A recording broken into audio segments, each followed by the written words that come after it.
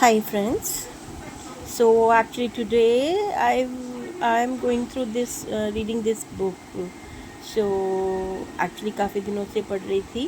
काफ़ी interesting book है.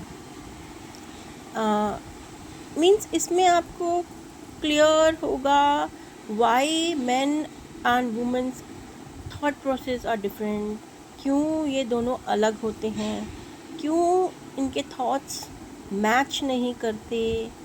So, the name of the book is Men Are From Mars and Women Are From Venus by John Gray.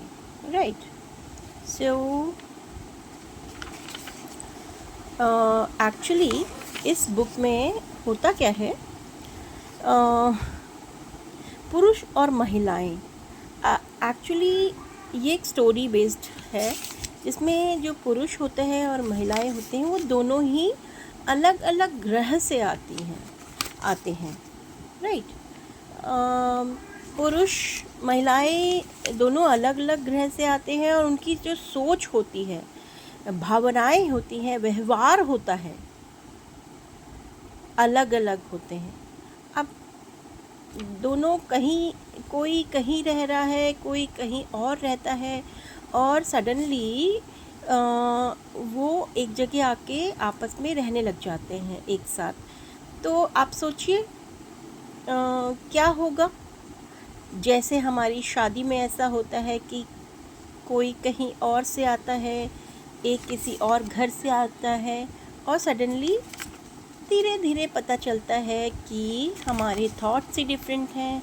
हमारे means भले ही हम अपने ही उस में शादी करें, अपने ही रिलीजन में, बट उसके बावजूद भी चाहे अमीर हो चाहे गरीब हो, हाँ, थॉट प्रोसेस में, सोच में, व्यवहार में असमानताएं आ ही जाती हैं.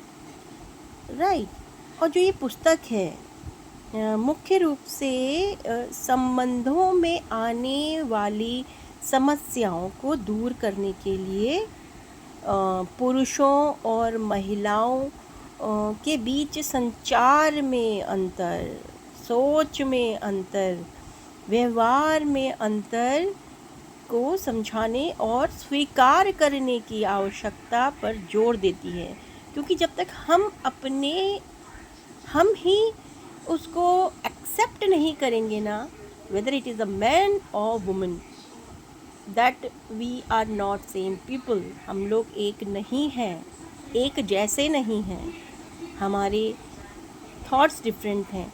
हम लोग एक दूसरे को स्वीकार ही नहीं करते. हमें अपने आप को भी स्वीकार करना है कि हाँ, हम लोग कोई दूसरे ही ग्रह से आए हैं. राइट. सो एक बहुत ही अच्छी स्टोरी है इसमें. मैं नेक्स्ट वीडियो में इसकी एक स्टोरी सुनाऊंगी कि कैसे आदमी जो मार्स में रहते थे, वुमेन्स वीनस ग्रह में रहती थी, कैसे वो लोग आए, एक साथ मिले, रहना शुरू किया. राइट. एक दूसरे की आदतों को एक्सेप्ट किया. फिर कहीं ना कहीं जाके होता है ना कि मैच नहीं करता है कभी ना कभी. सो ये व्यवहार, विचार, पुरुषों और महिलाओं की सोच, भावनाएं, व्यवहार अलग अलग होते हैं, जैसे कि वे अलग अलग ग्रहों से आए हों. और एक्चुअली में ऐसा होता भी है.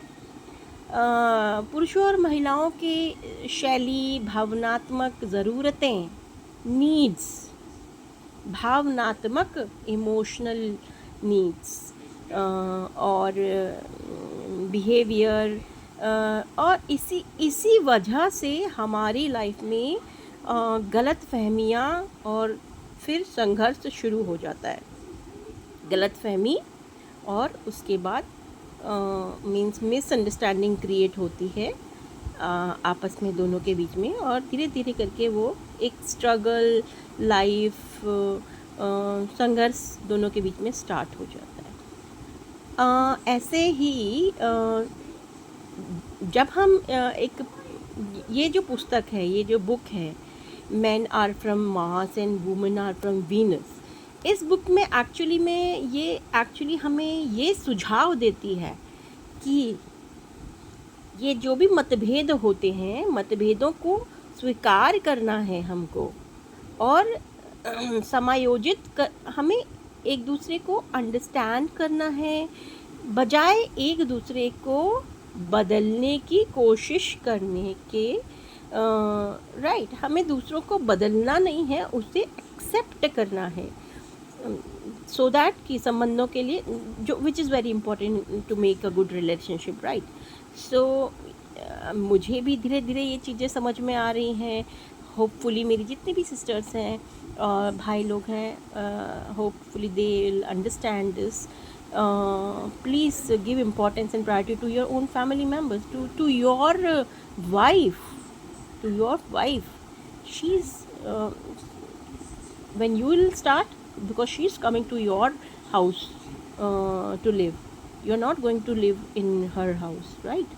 So you have to start giving importance, priority to her. Automatically she will give importance to you, to each of the family member of your family, right? She will give respect to you. If you will not support her, you will not take stand for her, she will never ever, don't think that she will give you 100% and तुम 0% दोगे और वो 100% आपको नहीं। उसका भी शरीर है, उसकी भी बॉडी है, वो भी बूढ़ी होगी, उसके भी पेन होगा। जैसे आपकी मदर के पेन होता है, वैसे उसके भी हड्डियों में, जॉइंट्स में, कमर में, उसके भी दर्द होता है, पेन में रहती है, राइट। तो understand her feeling, understand emotionally her. अगर आपने समय निकाल दिया, अगर आपने precious time, important time after the marriage, initial years of the years आपने निकाल दिया उसको धुतकारने में, तो I just request you, please do not waste your time, that precious time. आप अगर अब आपने ईगो में, मेल ईगो में ये सब किया, तो आप आगे जाके बहुत पछताने वाले हैं, बहुत पछताने वाले हैं।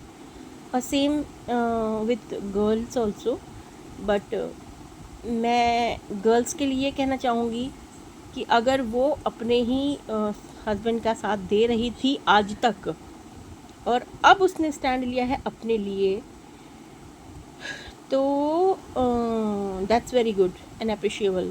यू शुड टेक, आपको बहुत जल्दी ही स्टैंड लेना चाहिए अपने लिए। अगर if your partner is not supporting you, is not taking stand for you, I must say, अगर वो स्टैंड आपके लिए नहीं ले रहा है, दैट मीन्स वो अपने लिए भी उस घर में स्टैंड नहीं ले पाता, बहुत कमज़ोर इंसान है, वीक है, इंटरनली वीक है, and you are strong, right.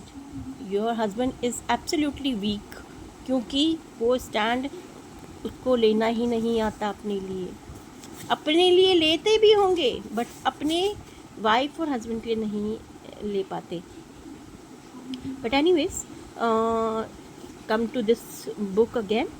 तो इसमें बेसिकली सकारात्मक जो संबंध होते हैं, ये पुस्तक व्यवहारिक सुझाव प्रदान करती है कि कैसे पुरुष और महिला एक दूसरे की ज़रूरतों को समझें, समझकर प्रभावी ढंग से संवाद करें, कम्युनिकेशन करें, एक दूसरे को अंडरस्टैंड करें, अपने संबंधों को बेहतर बनाएं। आप बाहर मत भागिए, आपकी खुशियाँ आपके घर के अंदर हैं। अगर आप लोग बाहर भाग रहे हैं खुशियों को ढूंढने के लिए, तो आप गलत कर रहे हैं, राइट। और बेसिकली पुरुष को आमतौर पर सराहना, विश्वास, स्वीकृति, प्रशंसा, अनुमोदन और प्रोत्साहन की आवश्यकता होती है। बट कैसे दें? महिलाओं को आमतौर पर देखभाल, समझ, सम्मान, सेल्फ रिस्पेक्ट, समर्पण, आश्वासन की आवश्यकता होती है, राइट।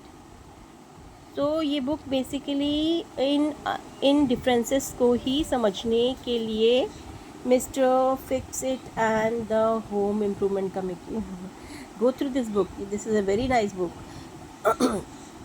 हाँ, और ये डिफरेंसेस को समझने के लिए ही जोड़े अपने संबंधों को बेहतर बना सकते हैं. तो आज के लिए इतना ही. मैं और आगे के चैप्टर्स पढ़ूँगी and definitely I share it with you all. Right, I have more books. मैंने उसको भी पढ़े हैं. बहुत बहुत सारी बुक्स हैं. तो धीरे धीरे करके हम and go for this book. This is a very nice book. I love this book. Thank you. Bye bye.